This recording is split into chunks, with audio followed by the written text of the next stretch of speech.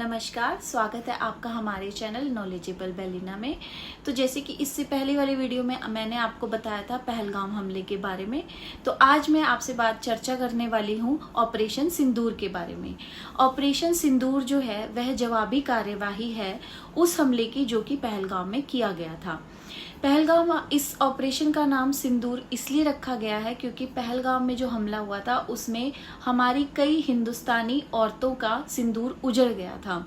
उसी चीज का बदला लेने के लिए ये जवाबी कार्यवाही भारत सरकार द्वारा की गई है और इसी वजह से इसका नाम सिंदूर रखा गया है। यह जो ऑपरेशन सिंदूर है यह पहलगाम हमले के 15 दिन बाद किया गया। इससे पहले 2019 में आतंकियों द्वारा आक्रमण किया गया था जिसका जवाब हमने 12 दिन बाद दिया था और वह जवाब हमने पीओके में एक ही जगह पर दिया था।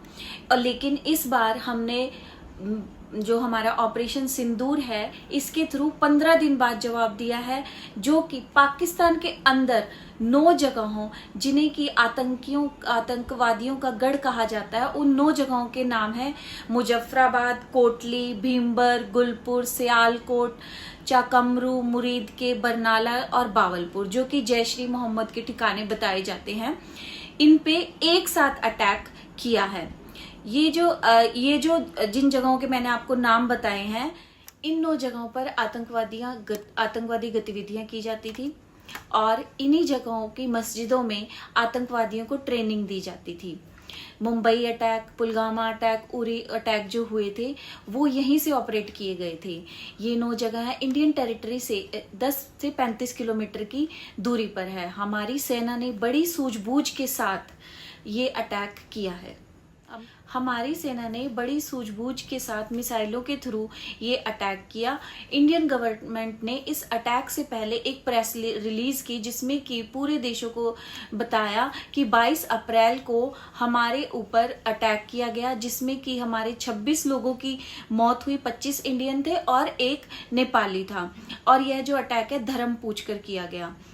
इसमें उन्होंने पूरे सबूतों के साथ बताया कि यह हमला हम पर पाकिस्तान में रहने वाले आतंकी संगठनों द्वारा किया गया है और अब हम इसका बदला लेंगे और हम इस बदले में हम किसी पाकिस्तान की सेना या वहाँ की जो सिविल लोग हैं उनको किसी प्रकार का कोई नुकसान नहीं पहुंचाएंगे। हमारी लड़ाई सिर्फ आतंकवादियों से है और हम आतंकवादी ठिकानों पर ही हमला करेंगे।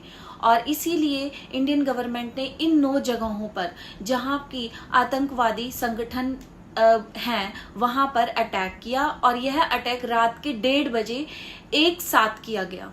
पाकिस्तान को पता भी नहीं था कि इंडिया इस तरह से हमारी 9 जगहों पर एक साथ अटैक करेगा। पाकिस्तान में बहुत सी फेक न्यूज दिखाई जा रही है, जैसे कुछ में बताया जा रहा है कि 5 ठिकानों पर अटैक हुआ है, कुछ में 4 बताया जा रहा है, लेकिन ये बात तो बिल्कुल सच है कि जो लाहौर एयरपोर्ट है उस पर इमरजेंसी लगा दी गई है।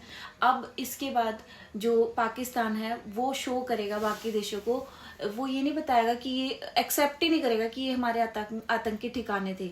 वो बताएगा कि हमारी जो है आम जनता पर अटैक किया गया है, हमारे जो हमारी आर्मी पर अटैक किया गया है सिंपैथी गेन करने के लिए, वह ये चीज दिखाएगा। कल तक पाकिस्तान न्यूज़ बता रही थी कि उनके 8 लोग मारे गए हैं और 35 लोग घायल हुए हैं। बाकी ये चीज़ तो कंफर्म है कि हमारी सेना द्वारा जो अटैक किया गया है वो बहुत ही बढ़िया हुआ है। पाकिस्तानी गवर्नमेंट अपनी जनता को ये गलत इन्फॉर्मेशन दे रही है कि उन्होंने हमारे 6 राफेल गिरा दिए हैं, बल्कि हमने अटैक जो है हमारी सरहद में रहकर किए हैं।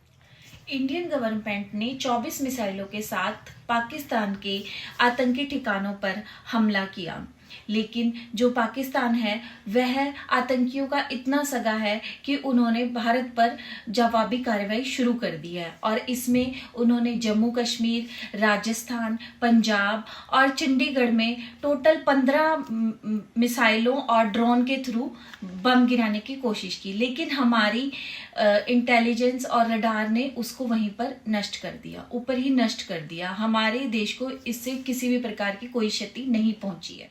आज शाम तक पाकिस्तान में 50 जगहों पर बम गिरा दी गए हैं और जिनमें कि मेन रावलपिंडी में भी काफी बम गिराए गए हैं और काफी लोगों की मौत भी हो चुकी है। 7 तारीख को मॉक ड्रिल की ट्रेनिंग दी गई थी और 8 तारीख को सभी जगहों पर ब्लैकआउट कर दिया गया है। जिस तरह मॉक ड्रिल की ट्रेनिंग में बताया गया था कि सायरन बजेगा, सभी लाइटें ऑफ करनी होंगी, वही 8 तारीख को रात 10 बजे वही सायरन बजाया गया, लाइटें ऑफ कर दी गई हैं और अब तो इलेक्ट्रिसिटी ही घरों में नहीं पहुंचाई दी जा रही है। इसका मतलब ये है कि पाकिस्तान की तरफ से हम पर हमला कर दिया गया है।